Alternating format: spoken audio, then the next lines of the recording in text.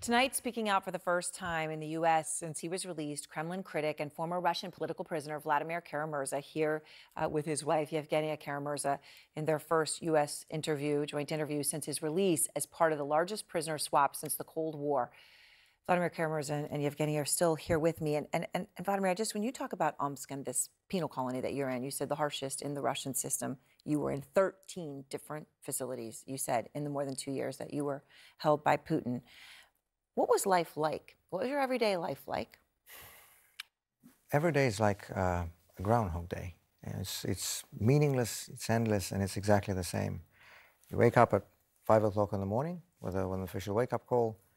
Your bunk gets attached to the wall, so there's no way you can lie or even properly sit down during the day. All you can do is just walk around the cell. There's like a small stool, very uncomfortable. There's a small desk on which you can't do anything because you're only given a pen and paper for 1.5 hours a day, in which you have to cramp everything you need to do. For example, prepare for court sessions or read letters from your family, write them back, write anything you want to write in terms of, articles, take notes, responses to questions from journalists. All of this you have to cramp into 1.5 hours a day. The rest of the day, essentially, you just sit in your cell and stare at the wall. It's a small cell, 2 by 3 meters, like 2 by 3 yards. The only time you get taken out of the cell is to go out for a so-called walk, which is basically just walking around in a circle in a small covered internal prison courtyard, not much bigger than a cell, but the difference is that you can see the sky through metal bars on the top.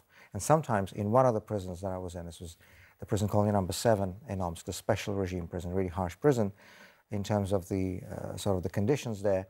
But there was a big plus side. There were a lot of cats in that prison. And sometimes when I was walking around in the courtyard, the cats would come in, sit next to the metal bars, and, we could have a conversation with them. These were my only interlocutors. Because otherwise, you're always alone. The only living creature that you saw were those cats. Because there's nobody to talk to. There's nothing to do. There's nowhere to go. And, when people talk about torture in prisons, usually, what most people have in mind is the physical torture, right? The physical pain inflicted, and there's a lot of that in the Russian prison system under Putin. There's a lot of that. The Russian prison system is notorious for that.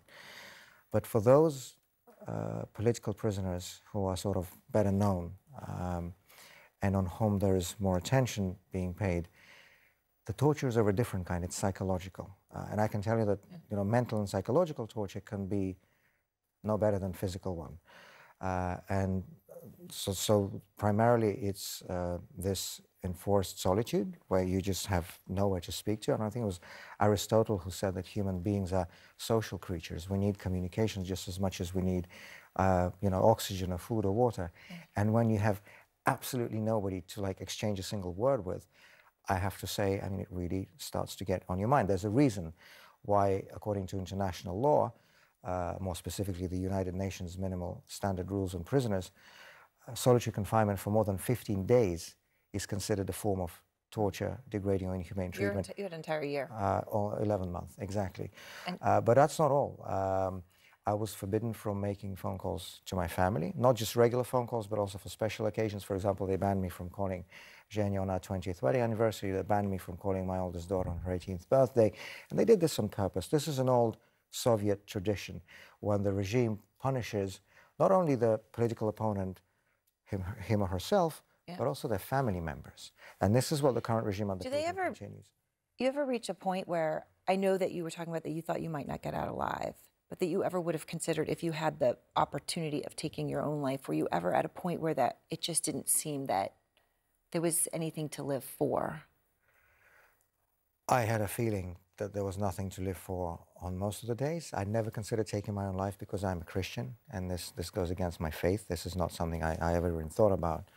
And by the way, on this point too, one other condition that I was exposed to, I was not allowed to go to church even once. There were churches at all the prisons in Omsk that I was in, but because I was considered a particularly dangerous criminal, being confined all the time in solitary cells, that was something that was prohibited too. And by the way, there are a lot of people, including a lot of people in the West, which still surprises me, who sort of talk of Vladimir Putin as a defender of family values or traditional values.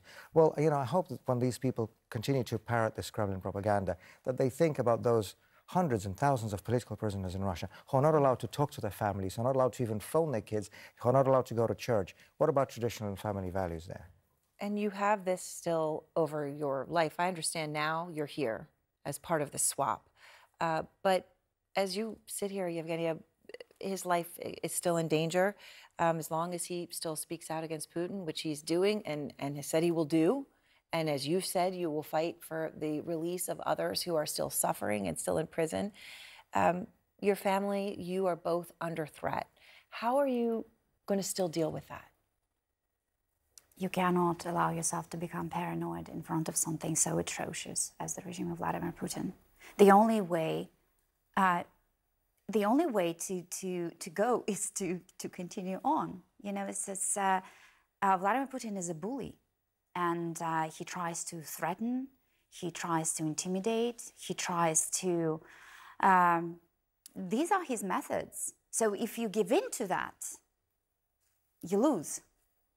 You cannot allow yourself to be paranoid. And we know, all these Russian activists, journalists, politicians who work nowadays, who continue the fight, they know that their lives are in danger. They still go on. Do you think that there will ever be a time when you can or would return to Russia? Oh, absolutely no doubt. You know, when our plane was taking off from Vnukovo, the government airport in Moscow, the FSB convoy, the man that was sitting next to me, we all had our personal FSB guard in balaclavas. They took off the balaclavas on the plane. They got a little more relaxed there. And as our plane was taking off, he turned to me and said, "Look out the window. This is the last time you're seeing your motherland." And I just laughed in this guy's face. And I said, "Look, man, I'm a historian by education. I don't only think, I don't only believe, I know that Russia will change and I will be back in my homeland. And as I told him, it's going to be much quicker than you ever think." Well, thank you both so very much. Thank you for coming having on us. and sharing this at the beginning of, very, very beginning of a long journey.